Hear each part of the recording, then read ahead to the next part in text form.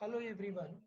So in the last video, I introduced what is machine learning, what are various types of machine learning algorithms. And in this video, we will try to move forward to our previous discussions. So as I told you in the first video only, I will try to teach this machine learning in a easier way and not so much of the terminology is involved, but implementing the algorithms using a Python or R. So all these videos are based on easy learning. So my target is to teach you in a easier way. So why? Because if you open a textbook or anything, the terminology for machine learning is very tough. So as a beginner, it is difficult for you to understand all those things. So that's why I'm planning to prepare these videos. If you follow all these videos in a sequential manner, definitely you will get a good idea about machine learning.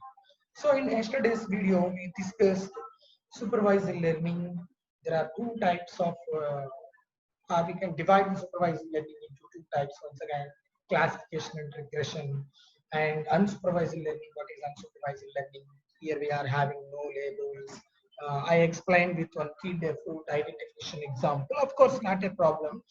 In the course, we will see all these in a stepwise manner. So now before going to the algorithms, so what is data? So in real world, there are different types of data sets are available. Data sets in the sense data is generated in the daily life. So data is generated from the bank transactions or the supermarkets or from the radars, whatever may be, and the data can be in various forms. Data can be a simple tabular data or images data, audio data, video data.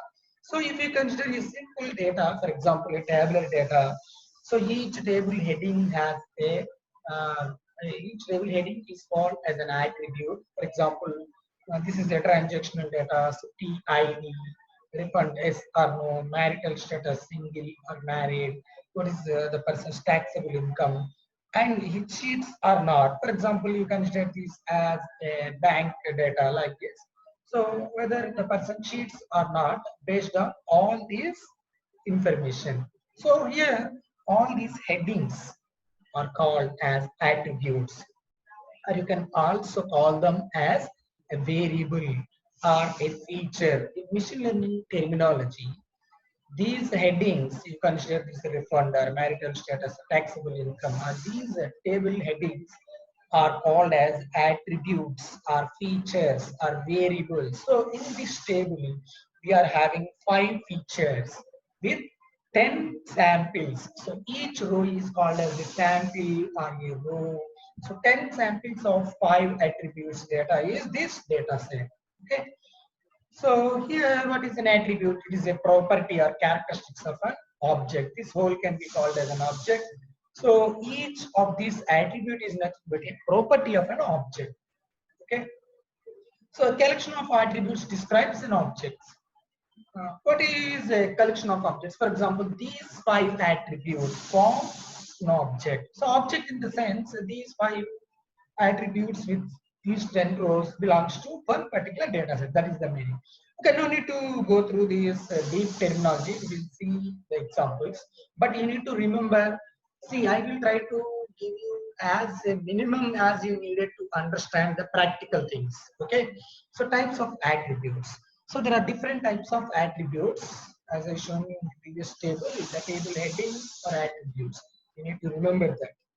Nominal attributes. For example, consider the zip code. That is a nominal attribute. So what is the nominal attribute means? There is no a greater than, less than relationship exists between these nominal attributes. For example, consider a zip code 1 and zip code 2. So can we compare greater than and less than zip code 1 greater than another zip code? Is it meaningful? No. Yes, here you need to understand one thing that is important is here the relation between zip codes is only distinguished. For example, if the letter contains some zip code, the postman sees the zip code, okay, it is equal to that area zip code, then he deliver that letter to that place. Here the relation is equal to or not equal to. Similarly, consider a eye color. For example, his eye color is brown or not. So yes or no, or equal or not equal relation only. ID numbers or roll numbers in the class. If the roll number is 1, that particular student say present. If the roll number is 2, then the second student. If the roll number is 3, third student. But if roll number greater than, roll number 1 greater than roll number 2, roll number 2 less than roll number 3, this type of relation exists? No. So the nominal attributes, the relation is only distinctness, that is equal or not equal. Okay. And the attributes in which this relation, what is that relation, greater than, less than exists, is called ordinal attributes or features. For example, if you give rankings to the students, so definitely the rank 1 is more. Or similarly, if you consider height in tall, medium, short, so tall is some more height than medium. So here greater than, less than relationship exists between these type of attributes. Those are called as ordinal attributes. Next, coming to intervals, generally if you consider a calendar dates from and to, so that is not a single value, from and to, who are available. Those are called as intervals. Ratios, so we can also consider ratios of x, y, y. So these ratios are used for finding the length, or time ratios, or counts ratios, etc. So you need to remember these 4 things about the attributes or features. Now coming to R programming. Okay, don't worry, we will also learn Python. So I will also try to show the implementation of machine learning algorithms in Python and R. But first, in this video, I am introducing R. In this video, we will see some machine learning related tasks regarding R programming. In my later videos, I will try to go to the Python programming. So today we will try to first how to install R programming in your system for doing machine learning tasks. We will see. So first, what is R programming? It is a free open source language which is used for statistical computing. So generally this is most widely used for machine learning algorithms. So who created R programming? These are the 2 persons, Robert Gentleman and Ross Ihaka, in 1990. So this is also not a new programming language actually. It is old one only. So the intended to provide a statistical environment in their teaching lab actually at that time. With that motivation, they created their lab, their R programming in their lab. And the first version is 1.00, which came in 2000. Okay. So these are the 2 persons. And see, first one is Rosie Haka and Robert Gentleman. These 2 introduced R programming. Okay. So coming to our development, so when we go to this link, https www.project.org foundation, so you will get some information about this R programming. You'll see. So it is a free and open source, and it is also object-oriented language. See the R Foundation. So it is a non-profit organization. It has been founded by members of our development core team. And here the CRAN, what is CRAN? I will explain. So about R, you see some information, introduction to R, the R environment, etc. So this is the information available. So if you want to install the software, I will show you there. And what is this R source code? Was implemented in C, Fortran, and R languages. It is a true object-oriented programming language. And it is a CRAN. CRAN provides a list of packages actually for implementing ML tasks. It is CRAN, comprehensive R archive network, whatever it may be. You may call it as a group or a train, which provides packages for us. But see, beautiful packages for implementing ML are provided by this R. Okay. So how to install R in your system? Okay, there is different ways to install. Actually, if you install Anaconda, which is used for Python, Jupyter Notebook, in Anaconda also you can do R programming for machine learning. R Studio is provided in Anaconda, but my suggestion is you just install it as a standalone application.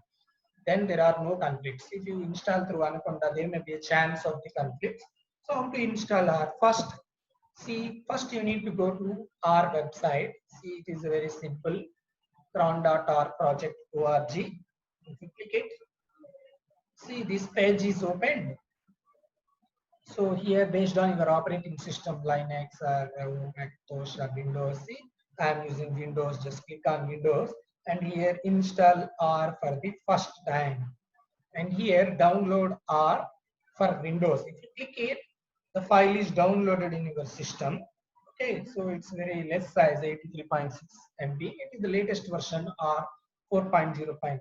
So after finishing the download, it will just install that. So actually I already installed in my system. That's why I'm not installing it now. So after installation, what you will get? Okay.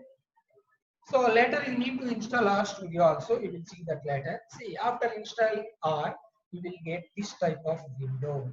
Okay, I will show you in my system. So just install it and later open R. So go to R64-bit. See, this is the R environment. This is called RGUI. Okay, here, don't think here we are doing ML task. Actually, we are using another software for doing our machine learning algorithms. But this is the also required because if you want to do machine learning with R, you need to install two things. This is only the first one. Of course, this is the basic one. So print hi. See, there is a lot of things you need to know to learn R programming. That is, it is one programming language like C or C++. We need to learn language. But in my videos, I don't want to teach you R programming. So I want to teach you only machine learning through R. So if I want to teach R, it takes a lot of time. So that's why I will just introduce R and later I will directly move on to machine learning through R. Okay. So the concept of learning language is not so simple. It takes a lot of time. So that's why it's not a difficult thing. So even though we don't know all R programming concepts, then also we can implement our machine learning algorithms by knowing the packages used for implementing our ML tools. Okay, this is the R environment. You can also increase the size to go through this edit GUI preferences. For example, the size is 10 now, so I make it as 20.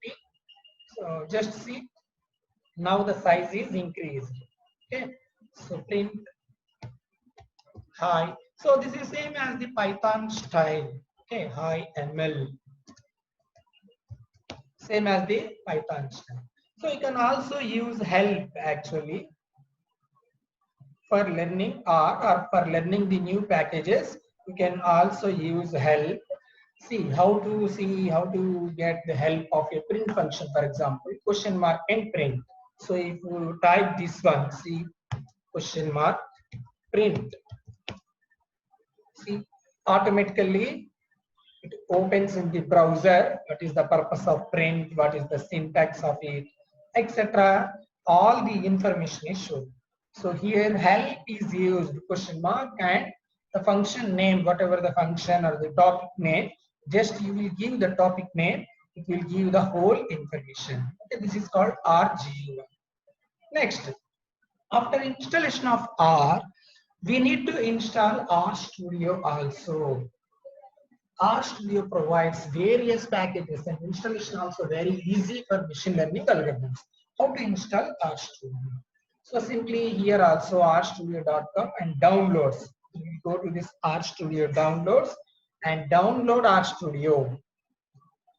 See, this is the site where you download RStudio. rstudio.com/products/rstudio/download. Then click on, see here desktop, RStudio desktop.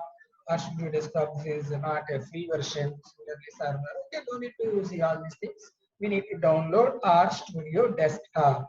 Simply click on download.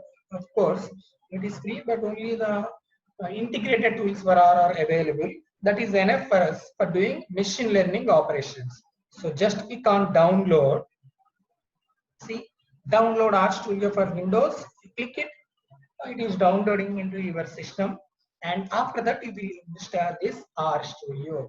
If it is a Windows system, it install like an app actually. See, these are the different various versions for our operating system for Ubuntu, Fedora, and Debian, and Macintosh OS, etc. But my system is Windows 10.